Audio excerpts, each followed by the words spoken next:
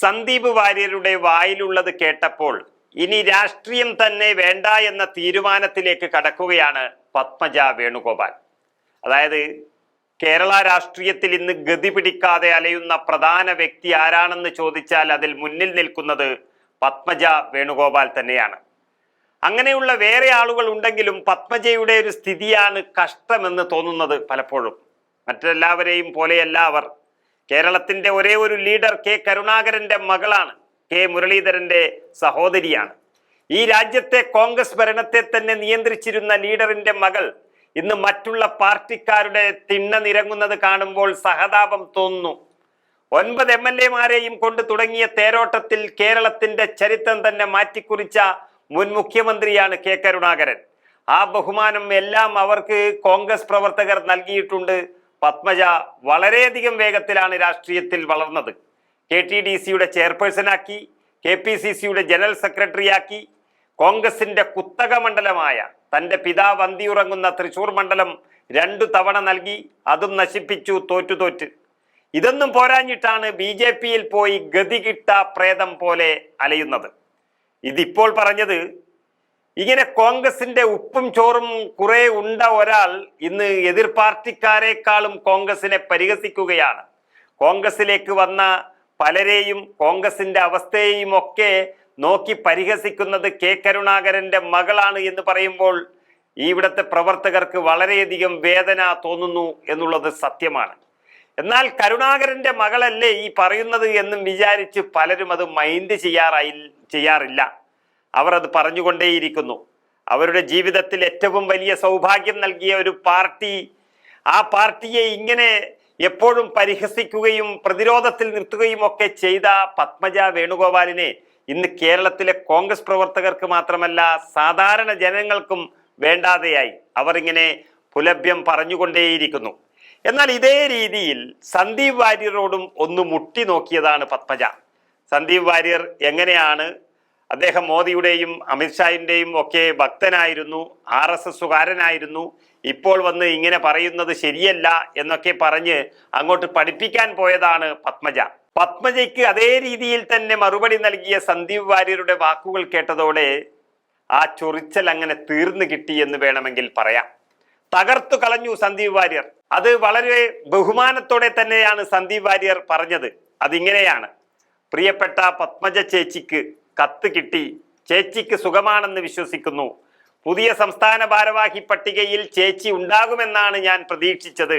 പക്ഷേ കേരളത്തിലെ ജനങ്ങൾക്കിടയിൽ നിന്നുള്ള രാഷ്ട്രീയ പ്രവർത്തനമായിരുന്നു താല്പര്യമെങ്കിൽ തീർച്ചയായും ഒരു സംസ്ഥാന ഭാരവാഹിത്വം അത്യാവശ്യമായിരുന്നു.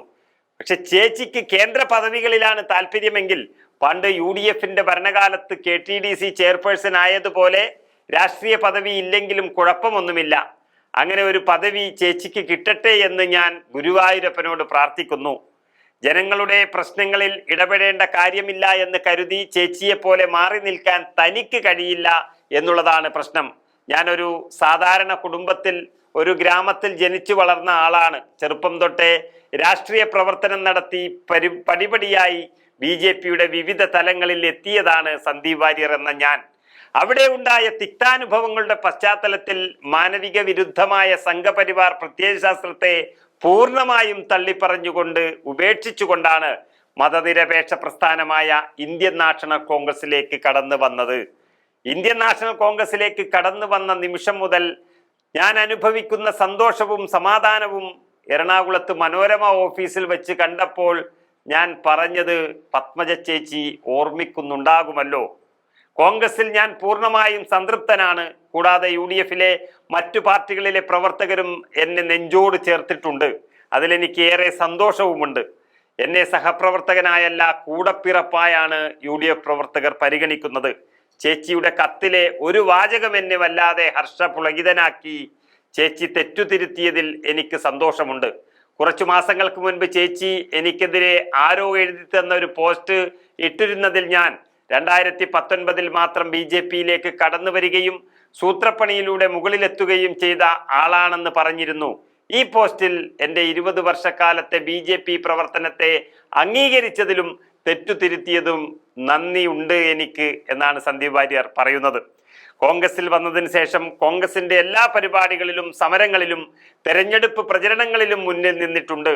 പിണറായി സർക്കാരിന്റെ ജനവിരുദ്ധ നയങ്ങൾക്കെതിരെ യൂത്ത് കോൺഗ്രസും നടത്തുന്ന പോരാട്ടങ്ങളിൽ പ്രവർത്തകർക്കൊപ്പം നിലകൊള്ളാൻ കഴിയുന്നതിൽ അഭിമാനമുണ്ട്.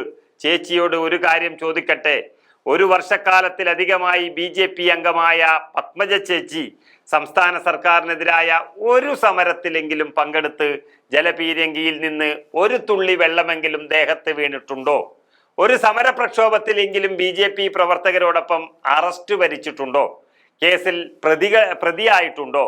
ചേച്ചി മാത്രമല്ല, അധികാരപക്ഷത്തുള്ളതിന്റെ പേരിൽ മാത്രം BJPയിൽ ഭാഗ്യാന്വേഷികളായി എത്തിയ ദേശീയ മുസ്ലിം അബ്ദുള്ളക്കുട്ടി, അനിൽ ആന്റണി, ടോം വടക്കൻ ഇവരിൽ ആരെങ്കിലും BJPയുടെ കൊടിയെടുത്ത് സമരം ചെയ്തതിന്റെ പേരിൽ അറസ്റ്റ് ചെയ്യപ്പെട്ടോ? സാധാരണ പ്രവർത്തകർക്കൊപ്പം ജലപീരങ്കിയോ പോലീസ് മർദ്ദനമോ ഏറ്റുവാങ്ങിയോ? ഇതൊന്നുമില്ലല്ലോ. എനിക്ക് അഭിമാനത്തോടെ പറയാൻ പറ്റും, ഞാൻ നിങ്ങളെപ്പോലെ വർക്ക് ഫ്രം ഹോം അല്ല, വർക്ക് ഫ്രം ഫീൽഡാണ്. ഞാൻ നടത്തുന്നത് രാഷ്ട്രീയ പ്രവർത്തനമാണ്. അതുകൊണ്ട് തന്നെ നിരന്തരം രാഷ്ട്രീയ പ്രതികരണങ്ങൾ ഉണ്ടാകും. അതാത് ദിവസത്തെ രാഷ്ട്രീയ സംഭവ വികാസങ്ങളിൽ ഞാൻ കൃത്യമായി പ്രതികരണം രേഖപ്പെടുത്തും. എല്ലാ കാലത്തും അങ്ങനെ തന്നെയാണ് ചെയ്തിട്ടുള്ളത്. ഞാൻ നടത്തിയ ഏത് പ്രതികരണമാണ് ചേച്ചിയെ പ്രകോപിപ്പിച്ചത് എന്ന് സൂചിപ്പിച്ചാൽ അതിനുള്ള മറുപടിയും കൃത്യമായി തരാമായിരുന്നു. പാകിസ്ഥാൻ ചാരവനിതയെ PR വർക്കിന് വേണ്ടി വന്ദേ ഭാരത് ഉദ്ഘാടന ദിവസം കാസർഗോഡ് എത്തിച്ച സംഭവത്തിന്റെ പേരിൽ ഞാൻ നടത്തിയ പ്രതികരണമാണ് നിങ്ങൾക്ക് ഇഷ്ടപ്പെടാതിരുന്നത് എങ്കിൽ അതിലെന്താണ് തെറ്റുള്ളത്?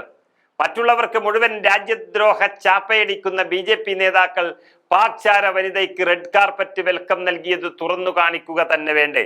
എന്തായാലും കോൺഗ്രസിലെ എൻ്റെ ഭാവി സംബന്ധിച്ച് ചേച്ചിക്ക് ആശങ്ക വേണ്ട. കാരണം ഞാൻ പൊതുപ്രവർത്തകനാണ്, ജനങ്ങൾക്കിടയിൽ പ്രവർത്തിക്കുന്നവനാണ്, സ്വന്തം കഴിവിലും പ്രവർത്തനത്തിലും ആത്മവിശ്വാസമുള്ളവനാണ്, റെക്കമെൻഡേഷനിലല്ല മെറിറ്റിൽ രാഷ്ട്രീയ പ്രവർത്തനം നടത്തി ശീലിച്ചവനാണ്.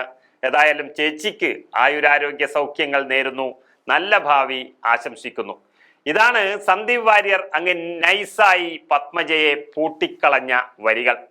പത്മജയുടെ എല്ലാ തട്ടിപ്പ് രാഷ്ട്രീയവും പൊങ്ങച്ചവും എല്ലാം തന്നെ വളരെ കൃത്യമായി കേരളത്തെ അറിയിക്കുകയും ഇനി ജന്മത്തിൽ കോൺഗ്രസിന്റെ ഏതൊരു നേതാക്കളെയും കുറ്റം പറയാത്ത തരത്തിൽ വായടപ്പിക്കുകയും ചെയ്തിരിക്കുകയാണ് സന്ദീപ് വാര്യർ.